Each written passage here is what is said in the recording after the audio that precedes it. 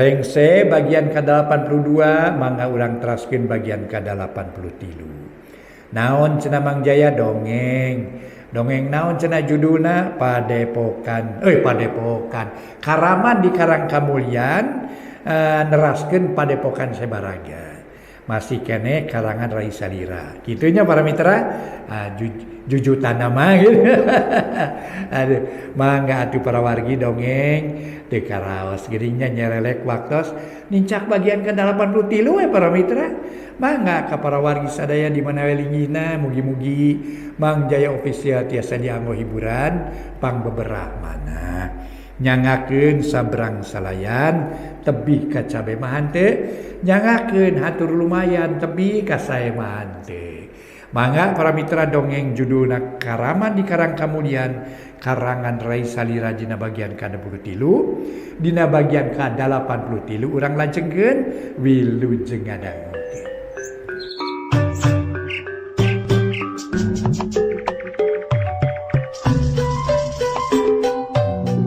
Para mitra kaum dangu, wilujeng tepang dangu sareng acara matuh dongeng enteng pangbeberah mana. Mang Jaya sapara kanca bade neraskeun hanca dongeng nu katunda kamari.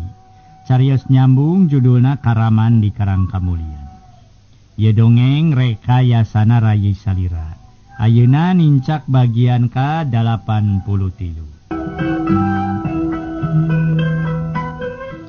Mangga para mitra dongeng urang teraskeun deui. Marnina di perjalanan para mitra mandeg mayung. Margi aya sababaraha titingalian. Nah eta titingalian teh bungkeulekan atanapi henteu tapi sigap dirina sorangan. Rangga urang teraskeun. Ret Marnina ngareret, kalebah kenca gebeg Marnina ngagebeg. Sabab teu kanyahoan ti tadina bet aya awewe ngajega hareupeunana. Nu leuwih kaget lantaran eta awewe bet sarimbag jeung dirina. Saha anjeun? Cek Marnina mencerong ka eta awewe. Kaula, dulur anjeun anu saprasa anjeun anjeun. Nu datang ka ieu tempat rek nulungan anjeun. Kaula nyaho pisan kana kasedih jeung katunggara anjeun. Ayeuna mah ceuk kaula mah kieu bae. Sanajan kumaha bah margana bapa anjeun. Nu kudu dihormat-hormat jeung didama-dama ku diri anjeun. Sanajan bah margana kalakuanana jahat. Buluk-buluk ge papan jati asa piraku anjeun salaku anakna. Moal bela pati kanu jadi bapa. Naon kasebutna salaku anak nu teu bisa males budi kanu jadi kolot. Ayeuna bapa anjeun paeh ku tangan ku wuwigena. Ceuk kaula mah ye goreng-goreng kacida lamun anjeun teu bisa males pati ka manehna. Apan ari bapa anjeun teh nu ngarorok jeung ngagedekeun anjeun lain? Bet asa piraku ye nu asih dipulang sengit. Ceuk eta awewe. Mere pangaruh ka Marnina. Kolepat celegedeg lebah katuhun datang deui. Tangtungan awewe nu sarua bae jeung dirina. Ngan dina rupa leuwih geulis jeung leuwih bersih batan Marnina asli. Pok eta awewe nu aya katuhun teh cumarita. Etang ulah nurutkeun kana pangajakna. Sabab eta teh salah kacida. Eta awewe saliwat mah kawas mere madu. Tapi coba ku anjeun dipikiran. Lain madu nu dibikeun ka anjeun tapi nyata hiji racun. Mun anjeun maksa nginum tangtu anjeun cilaka. Mun anjeun nurutkeun kana caritaanana, yakin anjeun jalma bodoh. Teu kudu diturutkeun eta kahayang awewe teh. Sabab nu kasebut males pati teh hiji kalakuan nu goreng turta teu diwenangkeun. Teu di ieu hartina mah nya pokona mah teu diwenangkeun we ku hukum Islam oge. Ceuk awewe nu aya katuhun sarua mere pangaruh. Pohong ketang, ulah ngadenge kana caritaanana. Ceuk awewe kencaeunana. Ari ngabela anu jadi kulawarga teh apan sakuduna. Malah kacida saya salahna, salaku anak teu bela ka kolot. Leuwih bodo lamun anjeun ngadenge eta caritaanana. Ceuk awewe kencaeunana. Keukeuh peuteukeuh dina pamadeganana. Pok awewe katuhueunana cumarita deui. Ceuk kuring ulah-ulah sabab eta teh salah. Yakinkeun yen eta nu jadi bapa anjeun teh geus jadi titis tulis nati azali. kudu maot ku cara kitu. Omat ulah nurutkeun kana pangaruhna sabab anjeun bakal cilaka. Ceuk awewe katuhueunana nyarita deui. Jempe geura arinit ini. Ulah ngadeukeutan diri kuring bari naoge. Ceuk Marnina ngagorowok bari jeung nutupan dua ceulina. Sanggeus Marnina ngagorowok mah les dua awewe nu sarimbag jeung Marnina teh. Areuweuh teuing ka mana initna. Hal eta saanyana ukur perasaan dirina sorangan. Nu nyata dina hatena keur perang sabil. Antara pangaruh jahat jeung pangaruh goreng. Pangaruh jahat ternyata jeung pangaruh anu alus. Anu sakitu panas-panasna jeung tarik-tarikna eta pangaruh. Marnina teh Marnina teh para mitra sadaya aya di antara dua awewe nu cicing katuhun jeung kencaeunana. Nu dina tangtungan jeung rupa teh sarimbag jeung dirina. Tungtungna lila-lila mah Marnina nyarita. Astagfirullahalazim ya Allah, hapunten deui abdi Gusti. Nakedah ka mana atuh abdi neraskeun lampa teh Gusti. Mugi Gusti nang tayungan ka deui abdi tina gangguan setan nu salamina. Nyasarkeun diri abdi ya Allah. Gerentes hate Marnina teu karasa cipanona merbay deui. Las-las cipanona teh disusutan ku dampaleungeunna. Jung Marnina nangtung tuluy lempang deui. Bari jeung tetep teu boga jug-jugeun. Keur jongjon lempang dirina bet ngadenge nu keur hoghag. Marnina curing hak ngadedengekeun anu adu catur. Sanggeus sidik tuluy disampeurkeun. Barang breh katempo aya 3 jalma. Nyaeta pikeun Marnina mah apal. Mangsoyi Imas prihatin keur adu catur jeung Suntara. Marnina ukur mencrong ti kajauhan bari ngadedengekeun. Ya, ceuk kami ge sabenerna mah geus teu hayang nempo anjeun teh Imas. Sababnya ta anjeun geus jadi cukang lantaran pacogregan antara indung kami jeung paman kami. Sok ayeuna mah geura nyingkah lah. Sing kami teu bisa nahan kasabaran deuleu, ceuk Suntara. Dipupun cereng ka Imas prihatin.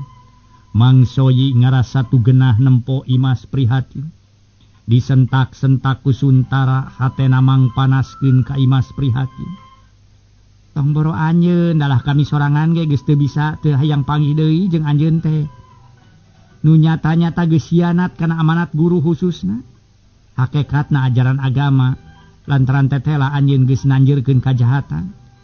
Ngan kami mah ukur deuk ngabejaan yen inung anjeun teh keuna ku balai sabab dipaling ku Basuntama, ceuk Imas prihatin.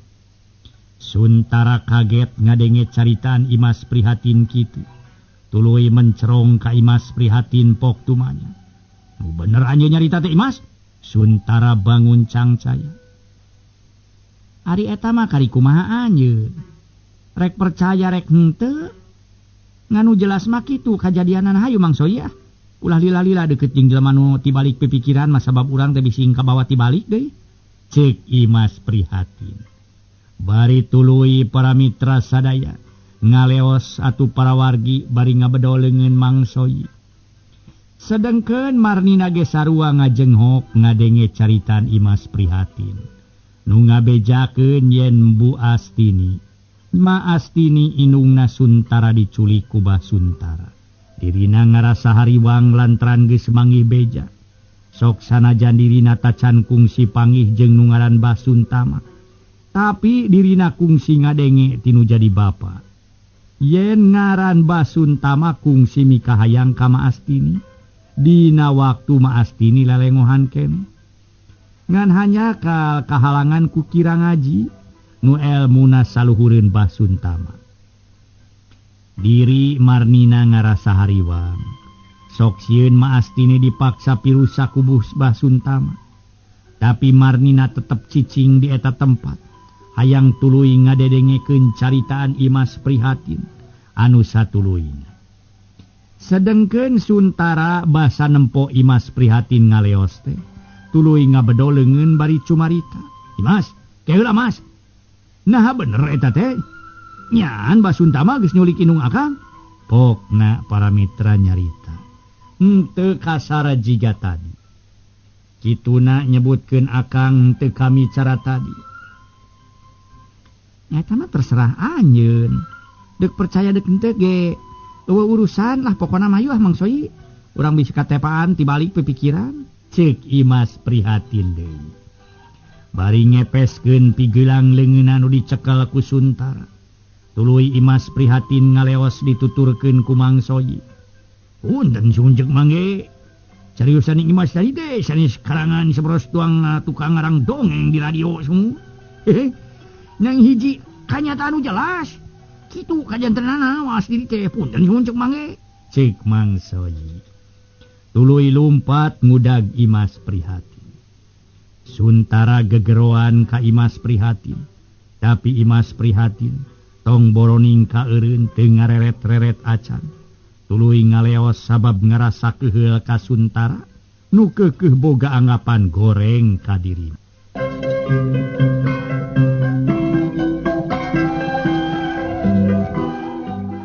Para mitra pamiarsa sedengkeun Suntara ngarasa reuas. Ku ngadenge beja ti Imas prihatin nu nerangkeun yen cenah nu jadi indungna diculik ku Bah Suntama. Hatena ngarasahan nafsu nu kacida luar biasa nafsu. Huntuna kekerot ngarasa nafsu ku ngangran Bah Suntama. Kurang ajar anjeun Suntama. Anjeun geus kumawani nyulik indung aing. Awas ya Suntama. Ulah sambat kaniaya. Sanajan cenah ceuk beja. Yen anjeun gagas sakti tura loba anak buah. Pikeun aing si Suntara moal mundur sasiku. Moal ngejat satunyang beas dulu. Dikenying hareupan. Mingharapan anjeun demi ngabelan indung aing. Awas ya Suntama dagoan aing. Suntara hohoak dina hatena. Geus teu ngalobakeun deui carita Suntara langsung lumampah. Nu maksud rek ngajugjug ka karang kamulyan. Sabab nyaho kiwari nu cenah Bah Suntama teh geus ngawasa karang kamulyan. Suntara ngarasa hariwang sok sieun nu jadi indungna diroga hala kahormatanana ku Bah Suntama. Sabab nyaho ceuk Bah Margana nu cenah nu ngaran Suntara teh kacidami kahayangna ka indungna ngan kahalangan wungkul ku kira ngaji. Geus teu mikir kumaha balukarna pikeun Suntara. Lantaran deuk langsung ngajorag ka karang kamulyan. Kituna teh kawas nu teu ngitung sakumaha kakuatan lawan. Ku kitu teh mah Suntara teh kaburu kapangaruhan kurasa hariwang jeung gede kanyaah kanu jadi indung.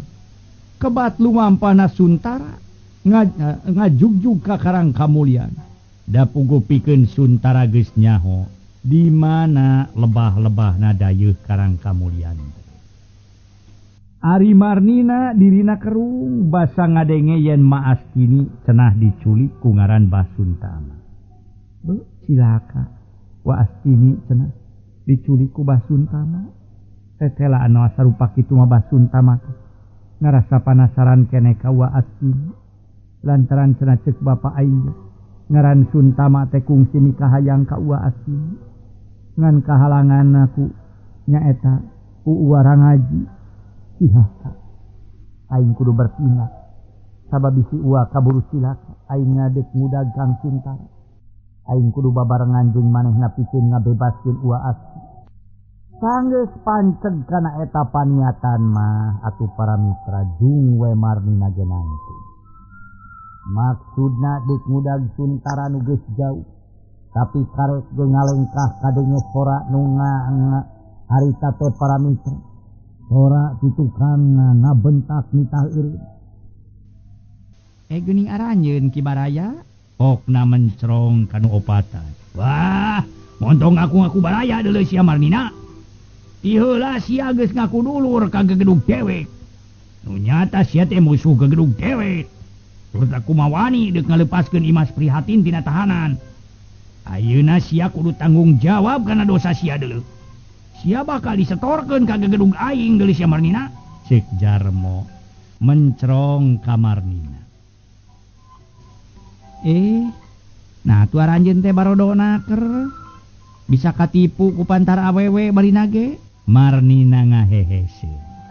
Montong cecengiran sia Marnina. Ayo batur tewak tah. Usara. Cek Jarmo ngareret ka baturna. Opat urang jalma kaasup Jarmo sorangan. Tuluy ngalingkung Marnina. Di opat madhab sedengkeun Marnina sayaga. Bari pinuh kawaspadaan. Panon rancing geus nitenan opat musuh sok bisi dirina diserang. Naranjeun teh teu ngarasa era. Ukur ngalawan pantar awewe bari saurang kudu dihurup ku opatan. Tapi teu naon ari anjeunna eueuh naon teh ipis burih mah sok maju kabehanana lah kagok.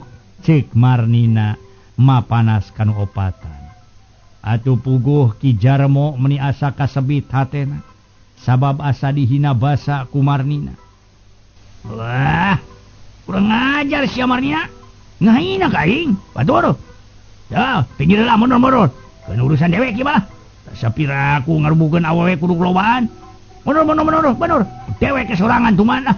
Sakalian dihekak sia ku aing mah deuleu. Pokna. Bari ngareret ka baturna tuluy mencerong ka Marnina. Pok cumarita deui. Ayo sia Marnina, maju. Awewe pantar anjeun mah cukup ku sagerakan ge ngajeng jehe atuh.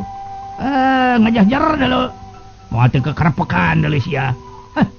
Ciga papatong. Cek Jarmo ngagampangkeun pisan ka Marnina. Geura buktikeun we ulah asal bau ulah ngan saukur sora sungut wungkul. Sok buktikeun ye. Cek Marnina bari sayaga. Pengajar ye ngersakeun sia Marnina. Cek si Jarmo. Para mitra anu mulia. Seak peureub Jarmo nyeleber rek ngancam beungeut Marnina. Ituna teh bangun hayang sakali neungeul ngajehjer. Tapi da Marnina oge geus sayaga bet asa piraku ku kitu bae bisa kabeunangan mah. Marnina ukur ngageserkeun suku kenca di barung kuleungeun katuhu dipake nakis peureub katuhu Jarmo. Sup katuhu Marnina teh para mitra suku Marnina asup kana kuda-kuda Jarmo. Bari jeung peureub kenca meta rek ngagedor dada Jarmo. Tapi Jarmo teu eleh rikat. Sakilat peureub katuhu nu tadi dipake neungeul teh tuluy dipake nakis peureub Marnina. Tapi Marnina leuwih rikat. Sakilat suku dipake ngababad suku Jarmo. Brek galeong Ki Jarmo ngagaleong. Hal eta digunakeun sahade-hadena ku Marnina. Sakilat awak Marnina muter di barung ku ngangkat suku katuhu. Jebet beungeut Jarmo teu bisa disalametkeun tina dampal suku Marnina. Galeong gubrag Jarmo ngagubrag bari ngagerung. Tapi seak jebet ongong Marnina aya nu ngajejeg. Tolonyong Marnina nolonyong ka hareup. Juralit Marnina ngajuralit tuluy nangtung deui. Sarta tuluy nying hareup kalawan. Kurang ajar anjeun ngabongohannya. Cek Marnina mencerong ka Juber nu bieu ngajejeg. Wah, gelut mah kumaha we sia deuleu. Nu penting mah sia bakal disetorkeun ka gegedung dewek. Samemehna biasa we. Jotel-otel eulah we ku opatan. Pokona mah kitu dah. Cek si Juber. Ulah diantep euy rembug sadaya rembug. Cek Jarmo bari nguniang hudang.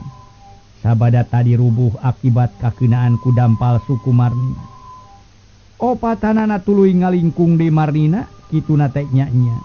Deuk newak Marnina. Mun kitu mah bener panyangka kaula teh nya aranjeun teh opatan ge teu ieu ipis buri. Ukur kumis we pagede-gede jeung huntu pakoneng-koneng patongar-tongar. Hayo ari kawani mah eueuh pisan. Mun wani sok maju saurang-saurang sia. Teu naon ketang maju opatana ge lah. Meh gancang meres geunana. Cek Marnina ngahaja nyungkalkeun amarah nu opatan.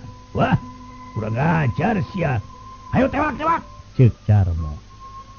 Satuluyna atuh para mitra pilih genti nu opatan ngirimkeun serangan ka Marnina. Marnina ningkatkeun karanci ngeusanana dina gerakan-gerakanana sabab bisi dirina kabeunangan. Puguh itu mah opatan jaba lalaki kabeh sedengkeun dirina ukur sorangan. Seak-seak dua serangan datang ngancam beungeut jeung dada Marnina. Cileng Marnina luncat nyingkahan dua serangan sakaligus. Tapi seak datang serangan sejen ngancam cangkengna. Jeleng Marnina luncat. Bari sakilat pereup katuhu nyeleber ngancam beungeut Sarkoni. Cebet beungeut Sarkoni kabeunangan. Puguh rada balanga atuh. Gero Sarkoni ngagero tuluy rubuh. Seak cebet dampa suku Marnina hasil deui ngabanting cangkeng Uben. Gero Uben ge ngagero bari ngoloyong tuluy namru bari gegerungan. Tapi seak cebet cangkeng Marnina teh kabeunangan ku tajongan ti kaanggangan. Gero Marnina ge ngagero tuluy rubuh nang kuban. Sedengkeun Ki Jarmo nu tadi najong tuluy nubruk rubuh tonggong Marnina. Maksudna marek ditinihan. Untung Marnina cukup seukeut perasaanana. Sakilat Marnina ngagorentelkeun awakna. Ana bruk Ki Jarmo uku ngarontok taneuh. Korejat Ki Jarmo tuluy ngorejat. Sap. Jarmo ngalugas bedog panjang tuluy bedogna diabar. Karunya teuing Marnina. Sabab anjeun kudu jadi kahakanan ieu bedog deuleu. Alah karunya puguh ge cek Jarmo. Bari ngabar-ngabar bedog panjangna. Ana serepet Marnina ge ngalugas bedog panjang. Sabab dirina embung kapiheulaan babar ku musuh. Seret-seret nu tiluan papada ngalugas bedog. Seak Jarmo nyabetkeun bedog ngarah kana badan Marnina. Jedang terang Marnina luncat. Bari nakis bedog Ki Jarmo ku bedogna deui. Tapi seak teras pigelang leungeun kenca Marnina kabeunangan. Ku sabetan bedog Sarkoni. Najan ukur ku congona tapi cukup karasa nyeri. Pikeun Marnina mah sarta getih langsung ngaberebei tina tatu. Marnina nyengir nahan ka nyeri.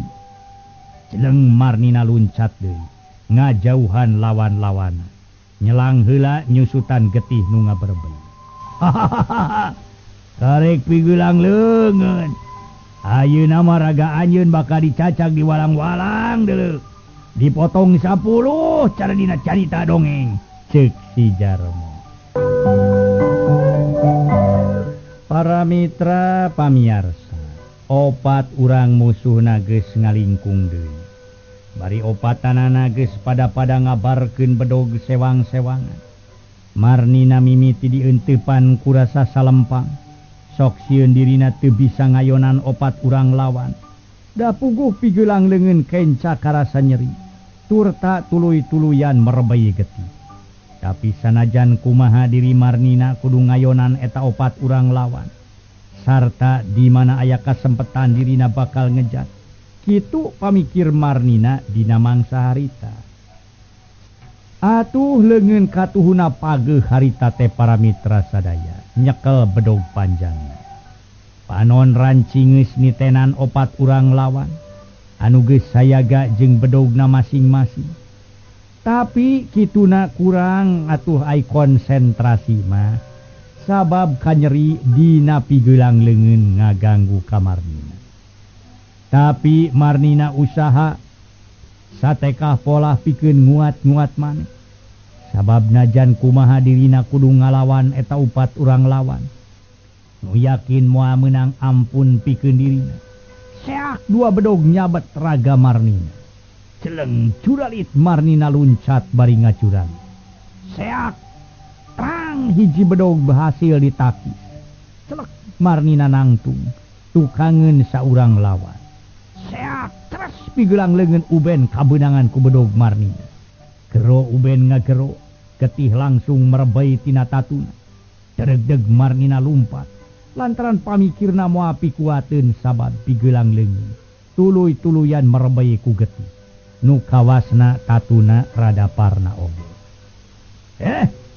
Kabur ka mana sia? Udag saraya udag. Ki Jarmo paparentah. Bereng-bereng opat urang lawan tuluy ngudag Marnina. Kaasup Ki Uben an bari nyeklang pigelang leungeun kenca. Nu kabeunangan ku sabetan bedog panjang Marnina. Waktosna se. Rupina duwi ka dieu bae heula para mitra. Insyaallah urang teraskeun dina bagian ka-84. Sapunyere pegat simpai paturai patepang deui. Wilujeng kantun bae mangga